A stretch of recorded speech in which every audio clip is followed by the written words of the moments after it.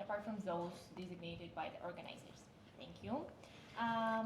Environmental activists are the key actors to bring attention to the terrifying impacts of climate change, and they are the one on the forefront preserving our planet for the future generations.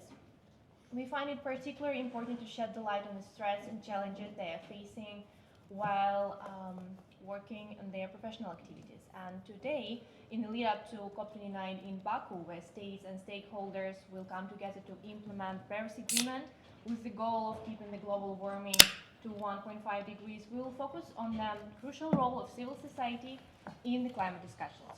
By examining experiences from previous COPs and analyzing current realities, we will explore the key threats encountered by environmental activists.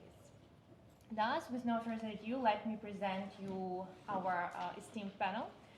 We are honored here to have Mr. Michel Forst, UN Special Rapporteur on Environmental Defenders and the Aarhus Convention, Ms. Marie-Claire Graf, co-founder of Youth Negotiators Academy. On my far right, Mr. Mohamed Lotfy, co-founder and executive director of the Egyptian Commission for Rights and Freedoms, and Mr. Emin Huseynov, Azerbaijani journalist, human rights defender, and a member of Institute for Human Rights.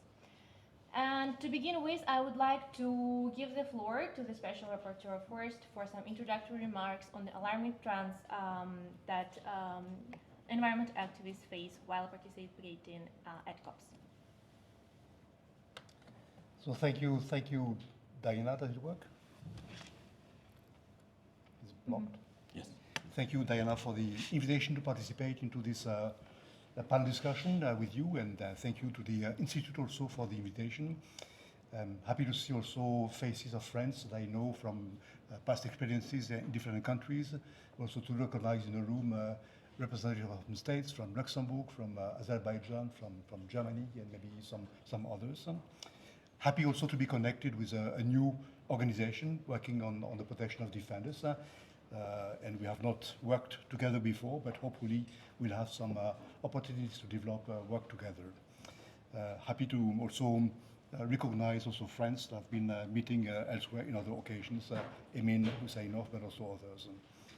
I was really happy to see that the Institute for Human Rights that is coming with a human rights perspective has really quickly joined the dots between human rights and the environment and climate and the protection of defenders as such.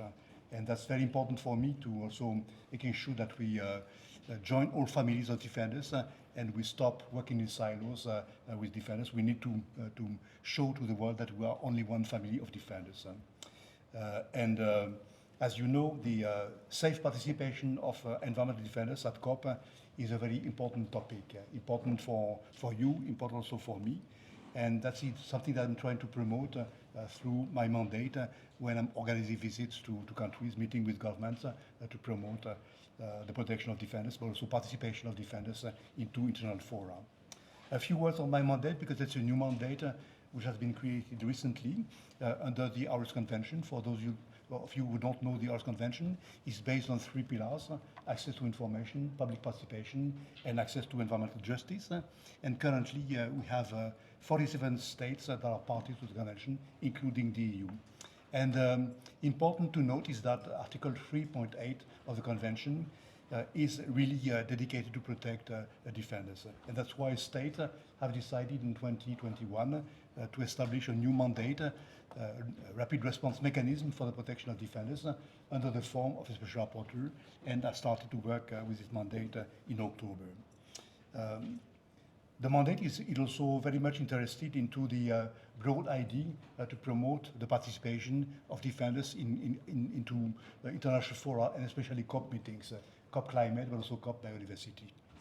And I've really, when meeting with governments, meeting with defenders in my travels to countries, identify the participation as a main concern for my mandate. And I was not able to participate in Sharm el-Sheikh.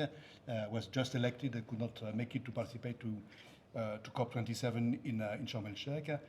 I was in Dubai last year to attend the COP meeting, COP28, and really I was concerned by what I saw, testimonies I heard also from defenders those who were prevented to travel to Dubai, also what's happening at the occasion of COP28. And that's why together with a group of NGOs, we're trying to promote a new initiative. We will have time to speak on this new initiative, but it's called the LEAD initiative, and you may hear later on what's going on. Of course, COP29 happening in Azerbaijan, there's also an occasion for new challenge, and they need to work together with different actors at COP, ahead of COP, to address and what's happening. And I'm here also to understand and to learn from testimonies how I can support civil society efforts and today we have the question to discuss with not only the panelists but also others. As you know, Azerbaijan is one of the parties to the Aarhus Convention, which gives to Azerbaijan formal obligations to respect all the obligations to the convention. And again, one of the binding obligations relates to Article 3.8, that is the protection of defenders.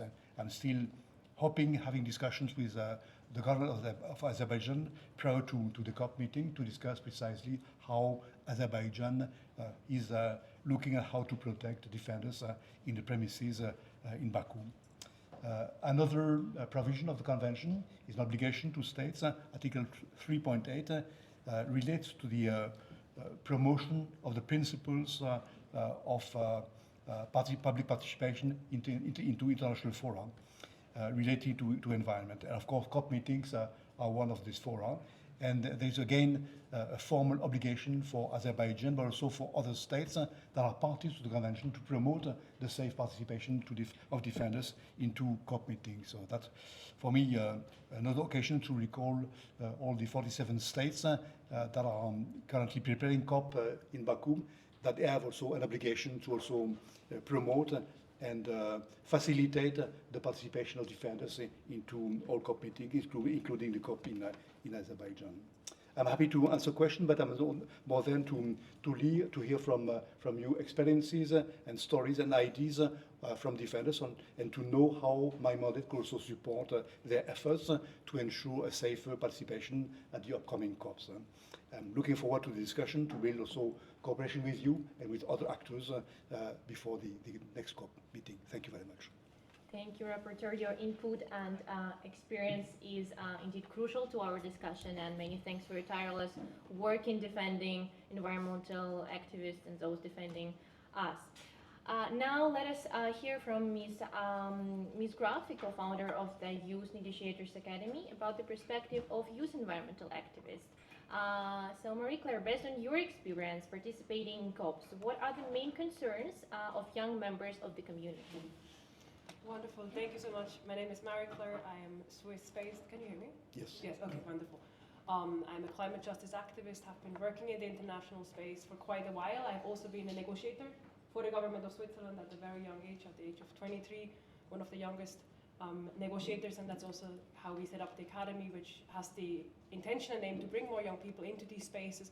That's why it's absolutely crucial, because we're promoting a whole society approach, meaning that the delegations itself need to be more inclusive, need to be more diverse, that we have better negotiated outcomes.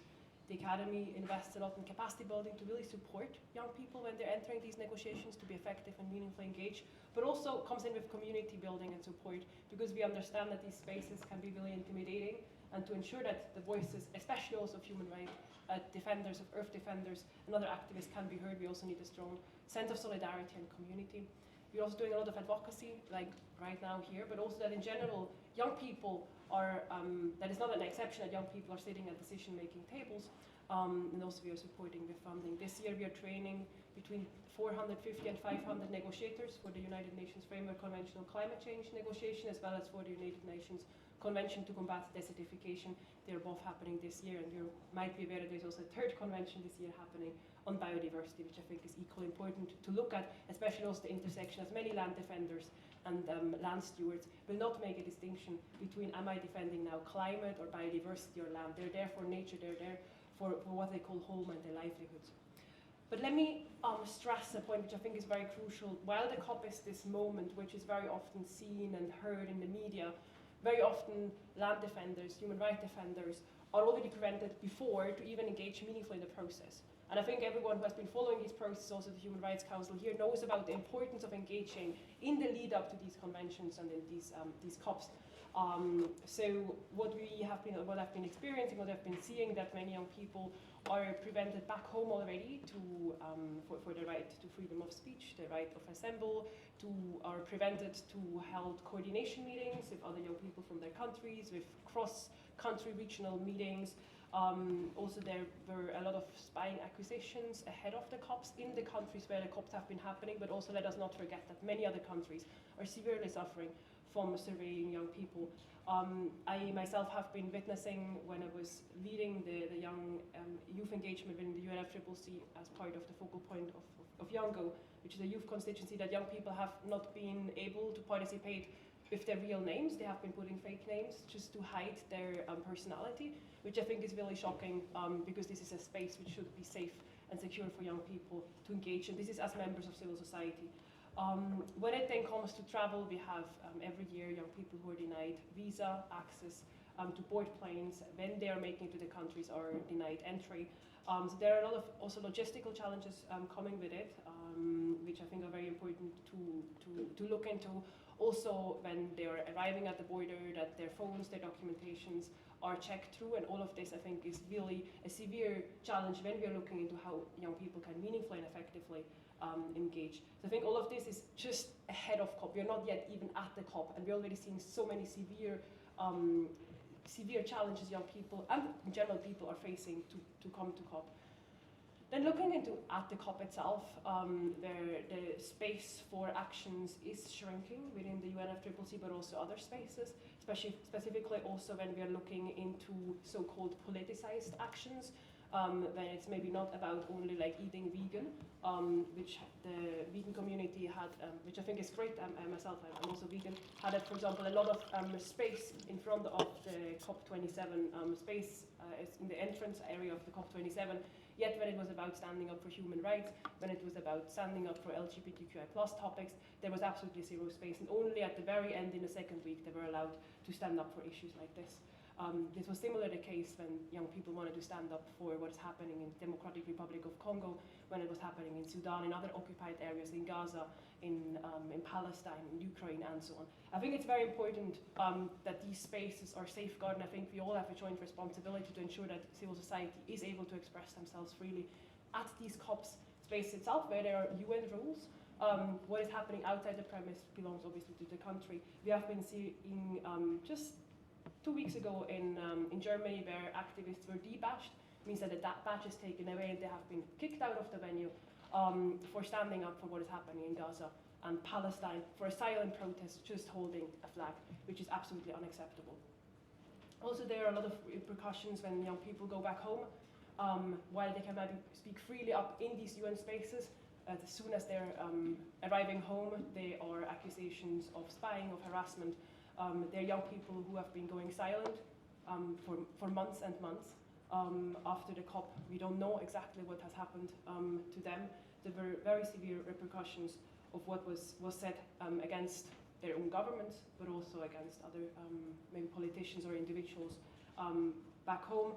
Maybe like the two last points, also many young people are afterwards facing a lot of issues with maybe their own initiatives or NGOs who might not receive funding or have like very kind of strange cases about taxes and other things going on, which then prevent their on-ground work and even other family members who have been threatened. And all of this obviously puts a huge toll on young people who are just here to speak up and speak the truth to power. Maybe to close with, I want to stress that, again, this year we are not only meeting for the United Nations Framework Convention on Climate Change in Azerbaijan, and I see also the representative here in the room. We are also meeting for the CPD COP on biodiversity in Colombia. Colombia, together with Mexico, is facing half of the killings in regards to earth defenders. I think an absolutely serious issue when we look into biodiversity. We're also meeting for the Convention on Combating Desertification in Saudi Arabia. Again, very serious human rights related matters. We will meet next year in Brazil. Again, there we have to look into many cases. So let us not single out any country. Let's look at it as a systemic issue, because this is exactly what it is. And I think we have to have systemic solutions that we can once again allow young people and all citizens to freely express themselves. Thank you.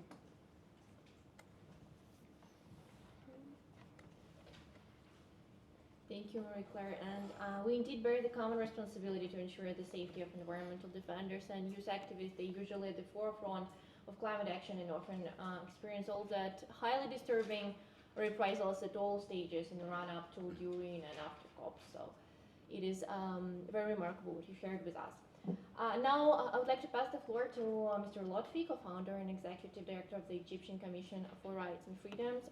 Mr. Lotfy, the environmental community views the campaign launched by your organization back in 2022 as one of the most efficient in highlighting human rights perspective in global climate talks. And could you share with us your experience on civil society participation at COP27?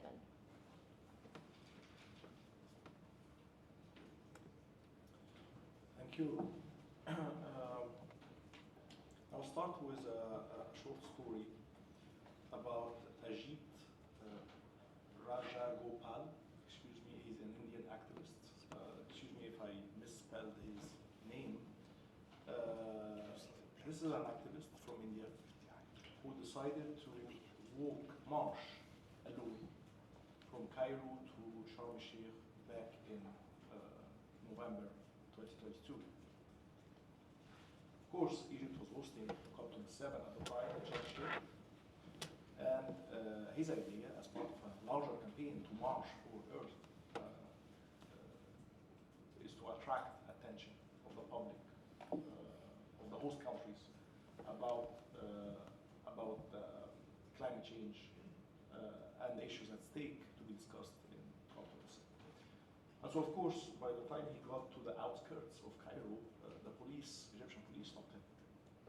Who are you? Where are you going? What are you doing here? Who is hosting you? We learned about his arrest only because his lawyer is a former colleague of ours who hosted him at his home at the time for the night before. And so we learned that this former colleague was arrested and that there was a climate activist with him who was detained. And so quickly, one of our lawyers went to the police station where they are supposed to be detained and found them both detained, both questioned about their intentions and what they were up to, thinking that they can march freely from Cairo to Sharm el-Sheikh to do what? To raise awareness about global warming and climate change. This is the perspective of an NGO in Egypt, our NGO, dealing with repression throughout the year, and suddenly there is a new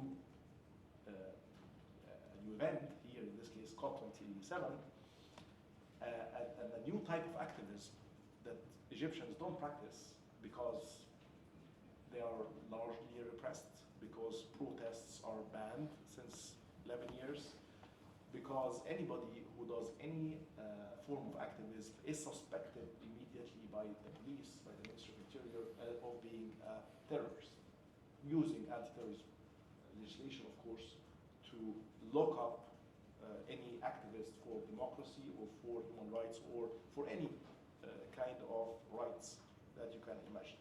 And so bad habits die hard.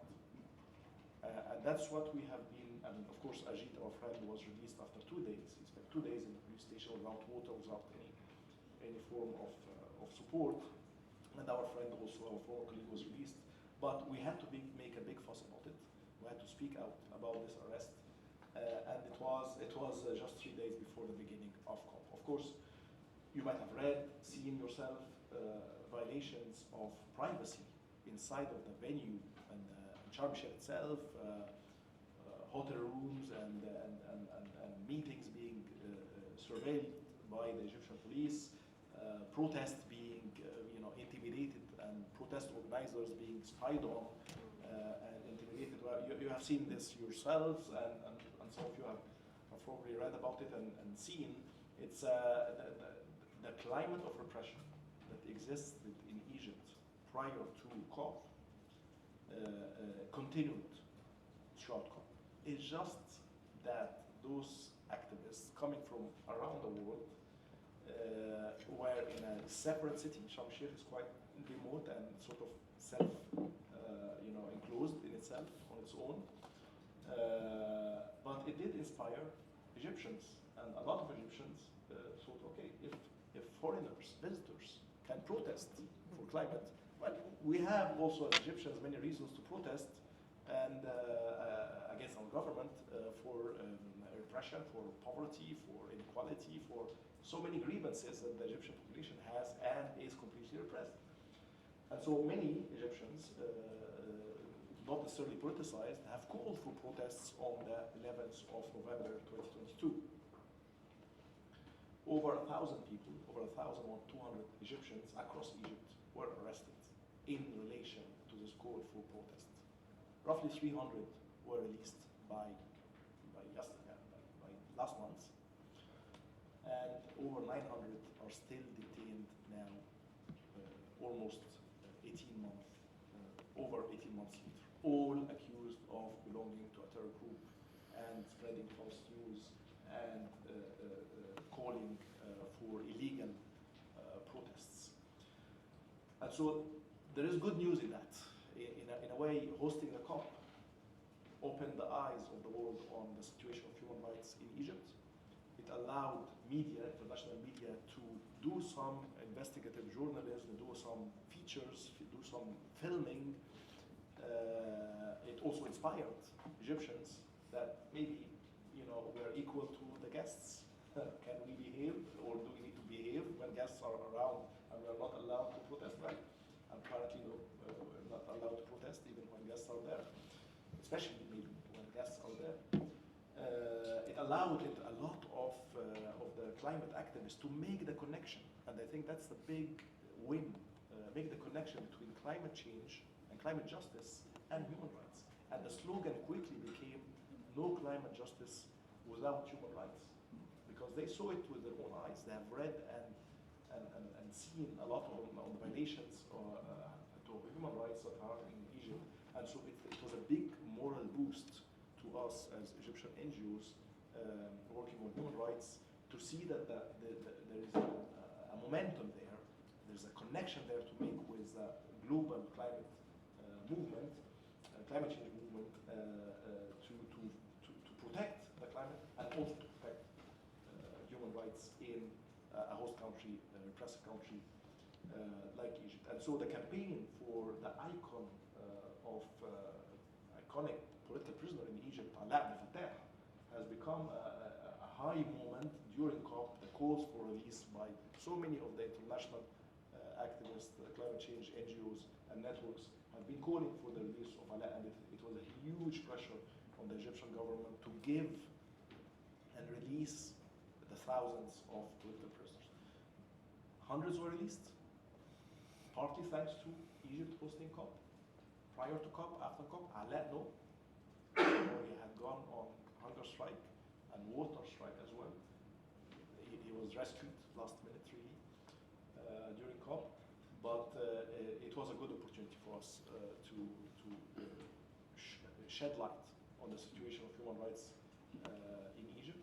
It was a good opportunity for the world to see the regime for what it stands for as one of the most repressive regimes in the world, and speak out about it in front of the cameras, and host some of the international NGOs. Some NGOs had never come to Egypt since over 11 years, since the coup in 2013. So we had Amnesty International, Human Rights Watch, the International Federation for Human Rights, Human Rights. Some of those major NGOs came and visited Egypt on the back of COP27, and so came from Sharm el-Sheikh, took a short flight to Cairo, and we hosted them in our office to strategize. For the first time in 11 years, Egyptian NGOs were sitting on the same table physically with international NGOs. Most Egyptian defenders were banned from traveling throughout the last 8 years, so it was a first and a rare meeting that we were able to organize there. So it's a huge opportunity. I hope our Israeli friends can make the most out of it.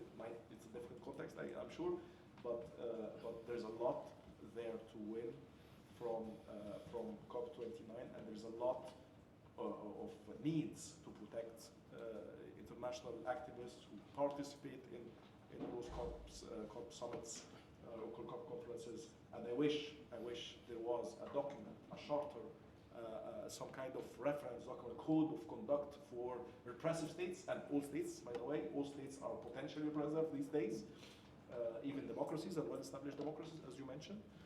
And so I hope there is a code of conduct, some kind of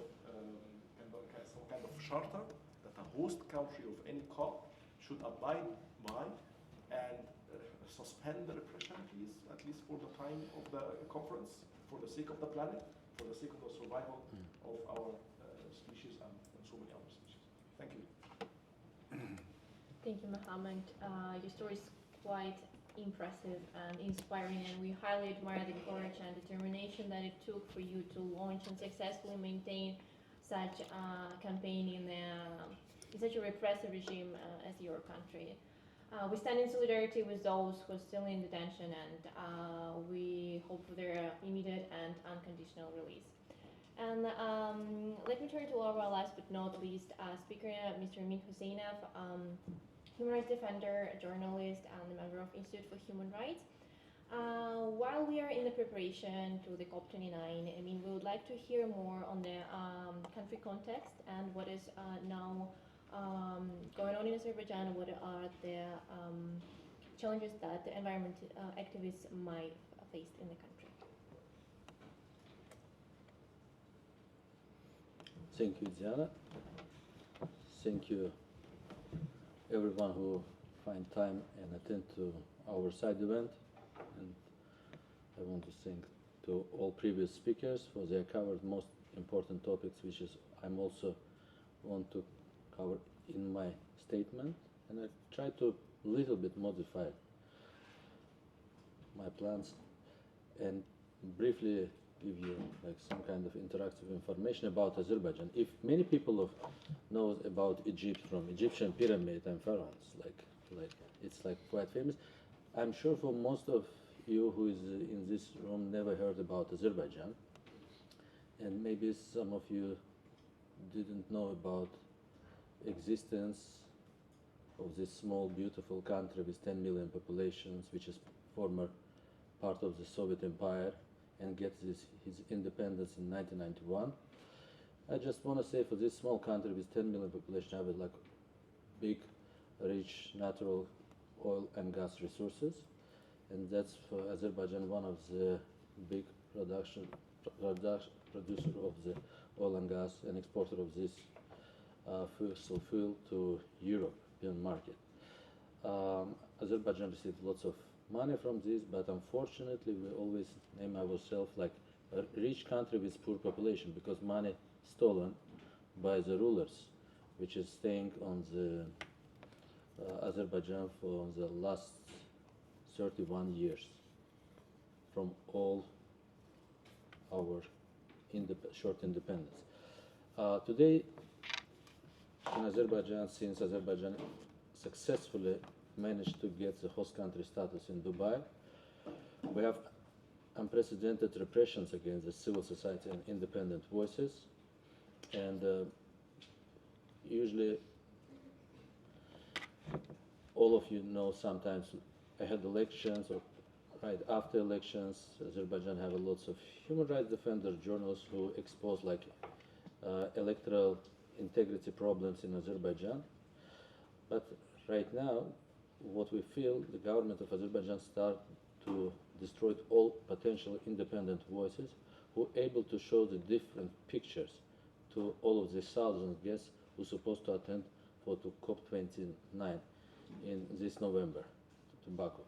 And according to our expectation, it's kind of the minimum 55,000 participants supposed to attend, more than 150 head of the state, and this is greatest like climate event, which is converted by the ruling regime of Azerbaijan for greenwashing and whitewashing tools. Unfortunately, why we're saying this? Because many people in Azerbaijan who believe for this kind of historical chance, which is our country get this last year, give opportunity for the civil society to get more opportunities ahead COP29 and right after. Unfortunately, we received completely opposite actions from our government. Now we have more than 300 political prisoners. A year ago, we have 100 political prisoners. And this data, it's not according only our NGO, it's according of the international human rights community, already confirmed. And according to the Council of Europe Journalist Safety Platform, Azerbaijan, one of the biggest prisoners of the journalists. Today we have more than 30 journalists, most of them environmental journalists, who are arrested just for the last 1 year. Maybe some of you heard about the case which has happened in Azerbaijan, peaceful protest in 2023 in June. The story is about small village in the west part of Azerbaijan, Soyudli village, when golden mining company start to build second artificial lake to keep leftovers after gold production. This village quite famous in Azerbaijan because people always complain for highest cancer rate in the population, and people just decide to finally, when they say for this golden mining company, which is have a close tie connections with the representative of the Azerbaijani government, they start to make a peaceful protest. Azerbaijani Ministry of Internal Affairs used unprecedented level of violence against these people. And imagine hundreds of older women, young people, they are just literally extremely beaten by the police. Many people arrested, more than 10 people right now in pretrial detention centers. We don't know exactly how many of them arrested, but journalists who covered the stories. The problem is for the media outlets like Abzats Media, Toplum TV, and others, all of these media outlets destroyed just right after when Azerbaijan got the host country status. And even Azerbaijan member of the Council of Europe since 2001, Azerbaijan part of the Aarhus Convention. I would like to mention like the biggest problem with public participation. Since 2014, when President Ali decided to stay for the third presidential term, he changed constitution up to him. If before we have 2 presidential terms, he decided to stay with a potential re-election for unlimited presidential terms. Now, he started first crackdown against the civil society, and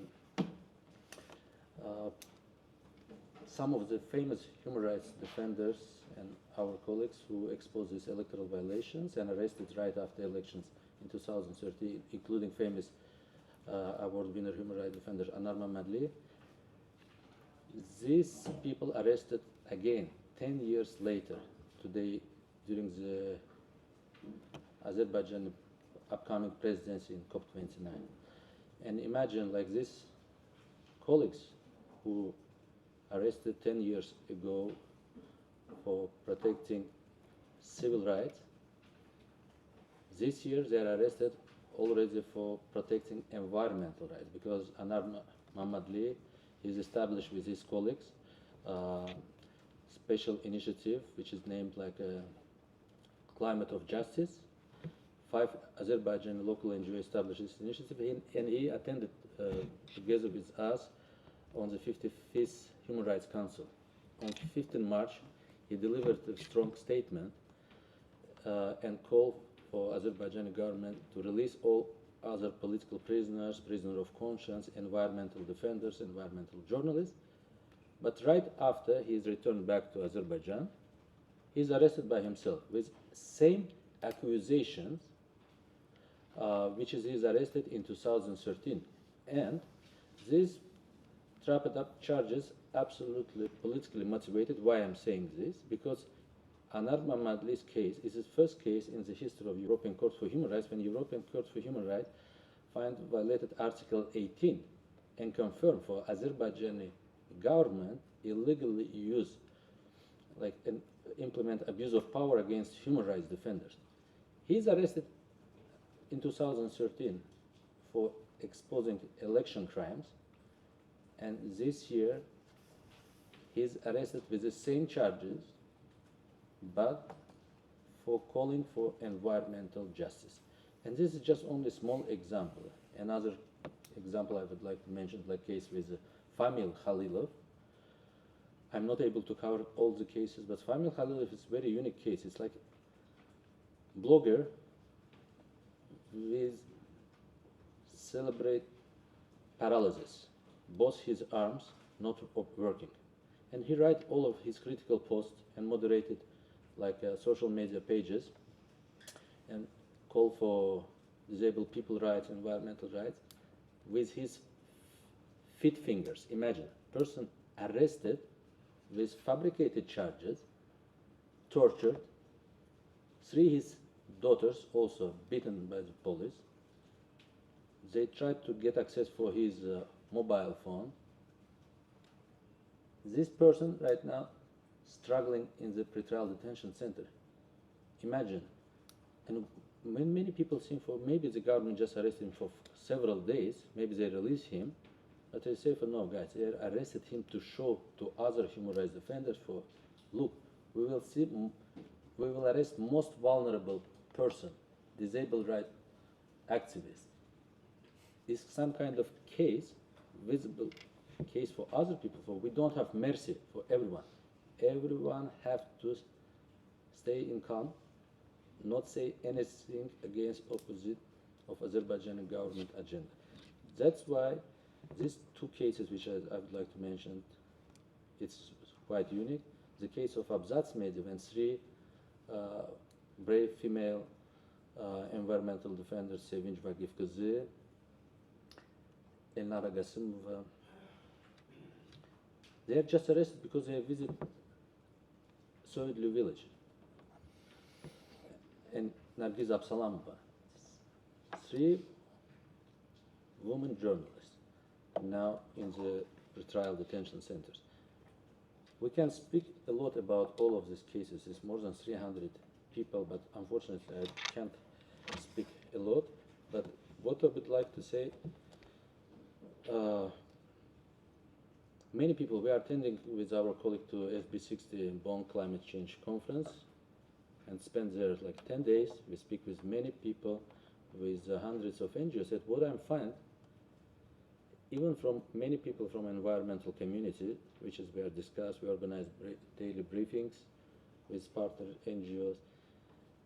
We mentioned all problems. We speak with Azerbaijani delegation. I'm able to briefly speak with the president of the COP, Mukhtar Babayev, and ask him for could he able to respond to our public question. He said, well, we will see, but after he ran away, but I'm still managed to speak with the main negotiator, deputy minister of foreign affairs, and ask him publicly same question during the plenary debates, and ask for how it's possible you are speaking here about meaningful and equal COP29 in Baku for everyone if you jailed your own civil society. Could you please respond to this question?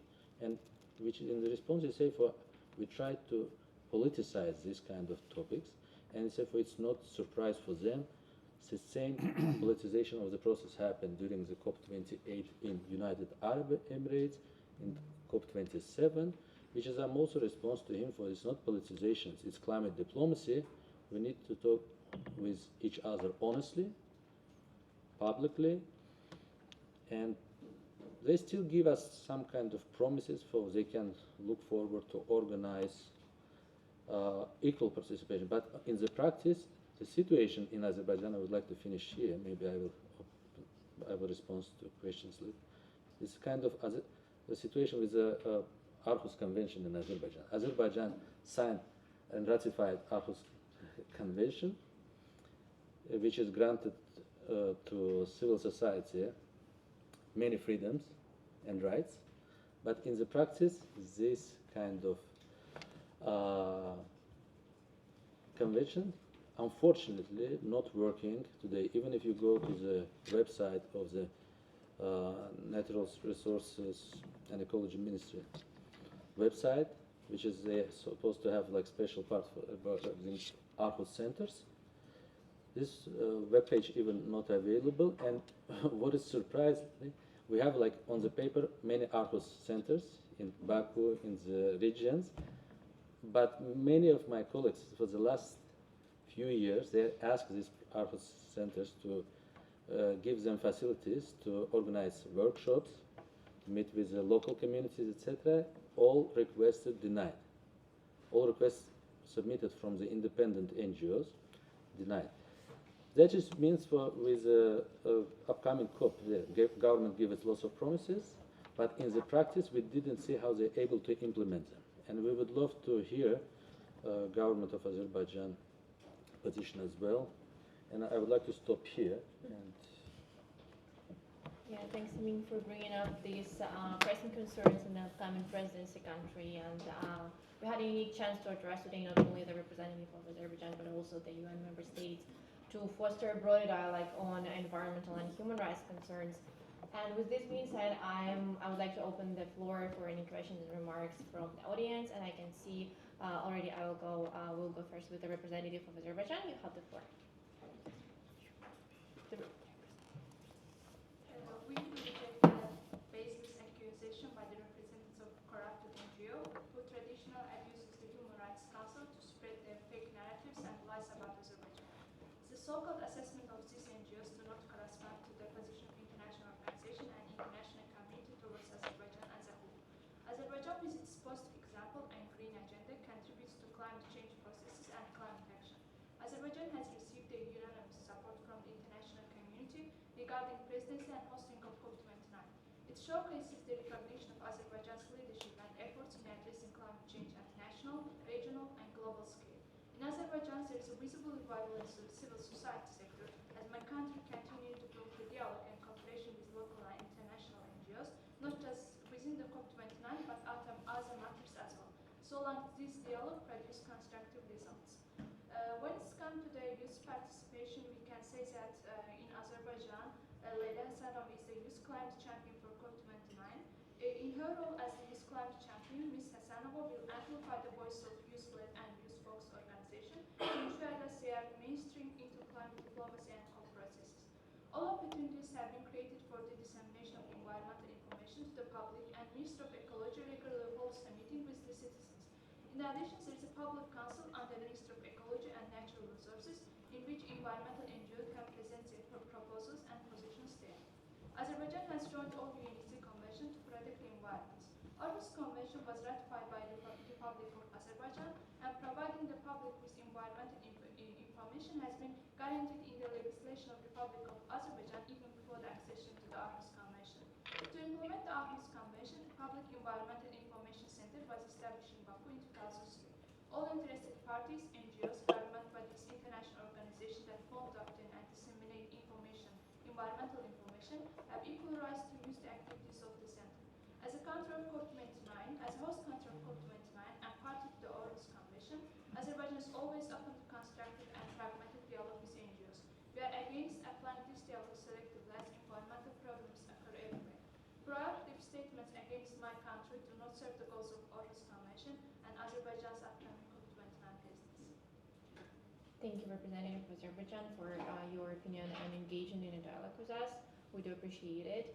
I see the representative of Luxembourg. You have the floor. Yes, thank you. Thank you very much for giving me the floor. I didn't come with a prepared statement. I just wanted to react what I heard today in the room, and saluting Ms. Graf and Ms. Lotfy particularly for their powerful statements. I think what you say is true. So there is need for honest public, but also safe engagement. That's what we heard. I can say that the whole world is watching the next COP, and we really hope that all the positive opportunities, and I want to thank you for that, Ms. Lotfy. I think with all the adverse, what should I say, winds that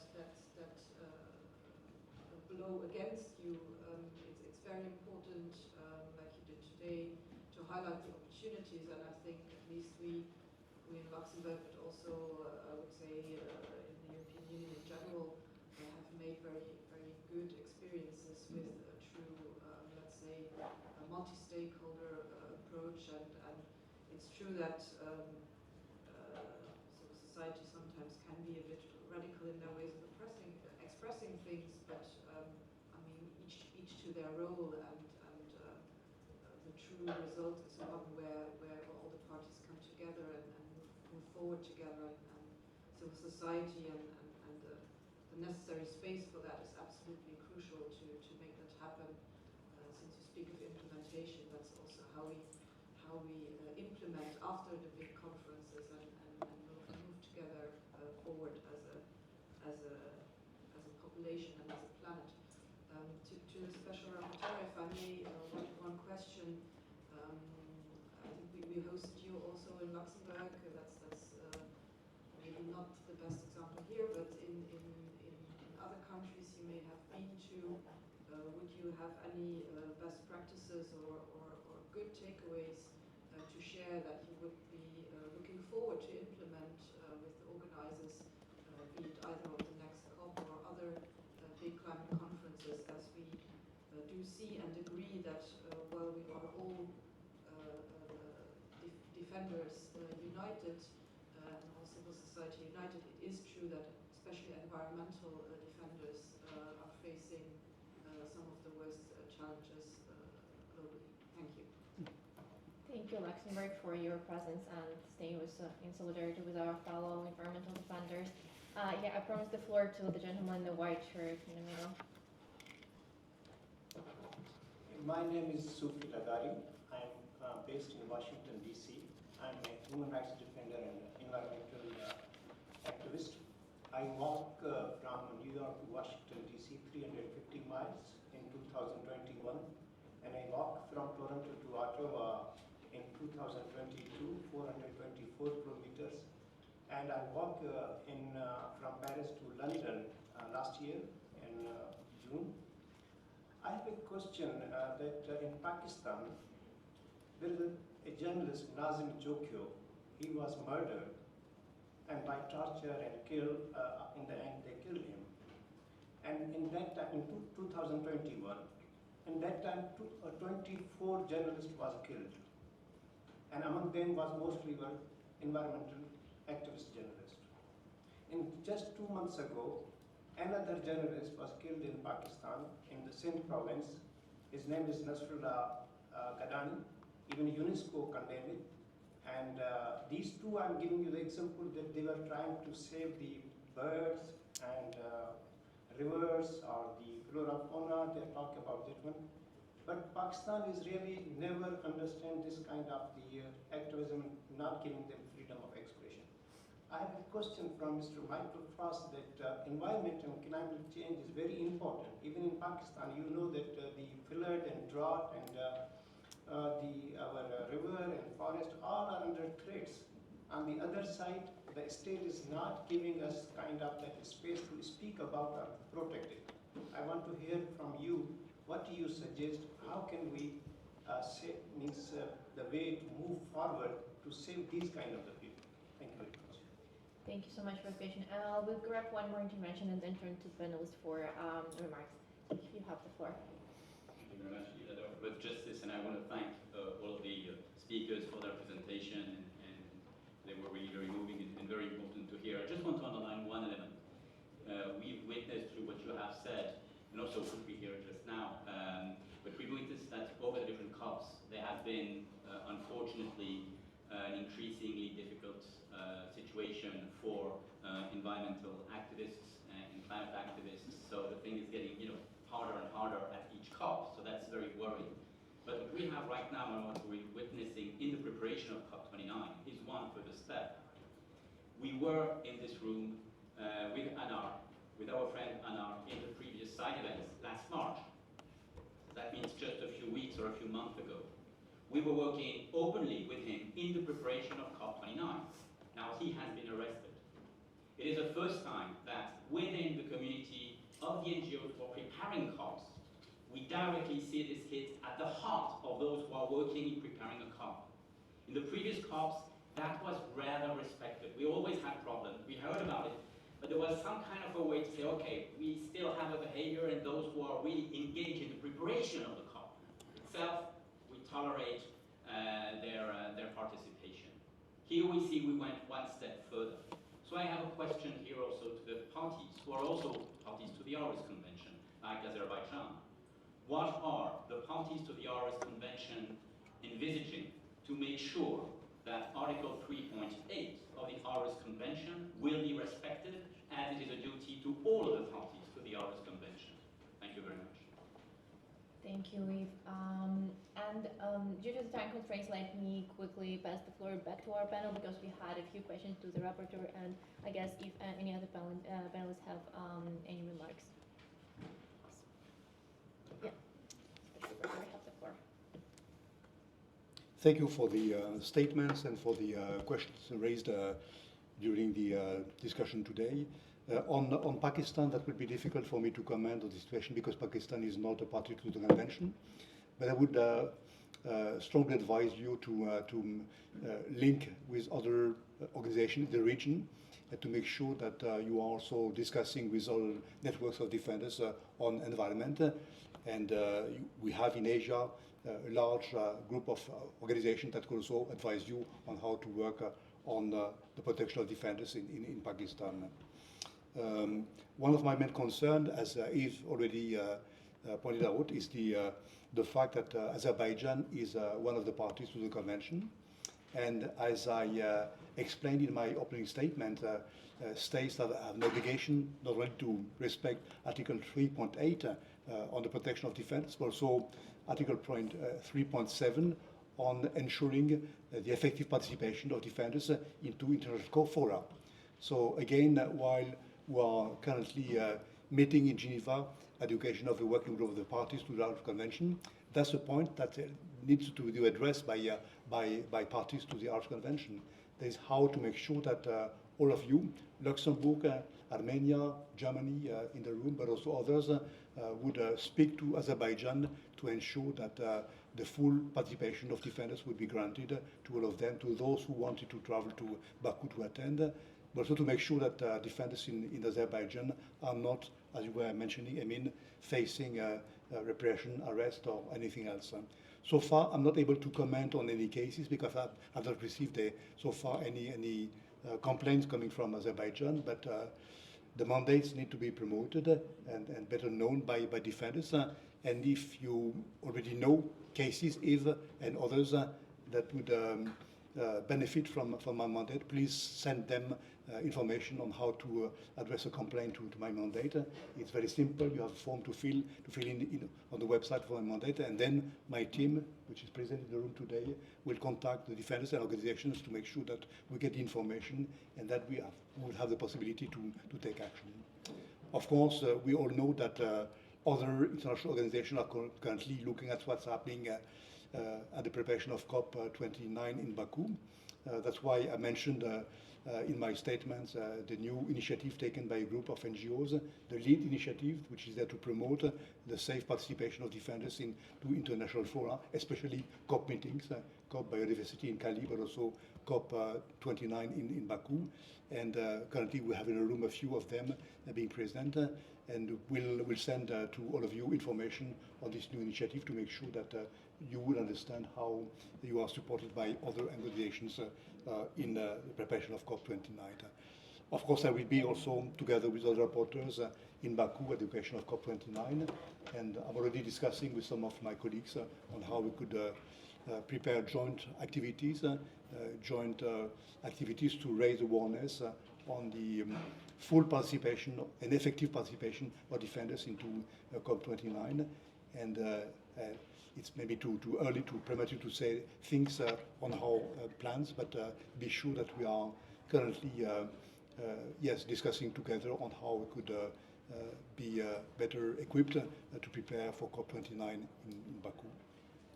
The last point I wanted to mention is the difficult question of the host agreement between Azerbaijan and UNFCCC.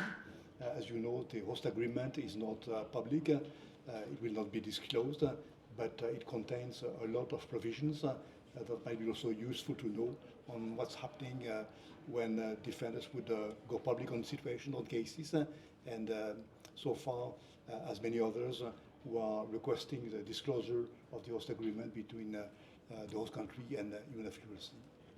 Thank you, Rapporteur. And Emin, you also requested the floor for some comments from your side.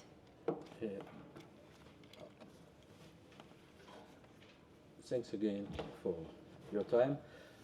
We are super limited, but we established a special website which is named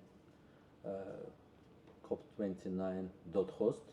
If you go to this website, we will publish on this website futures alert related with the upcoming COP29 in Azerbaijan. It's Climate Observers Partnership. Unfortunately, we, as like Azerbaijan civil society, are underrepresented in this COP29 process. If you look even to admitted NGO list with UNFCCC, it's only one NGO from more than 3,000 NGOs who have this status. It's this NGO named IDEA, and founder of this NGO is the daughter of President of Azerbaijan.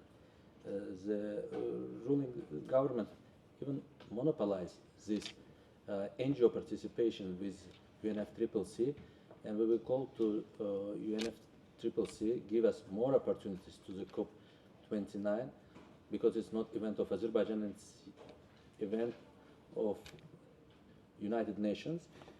Feel free to ask questions and write us comments, and unfortunately we have to finish here.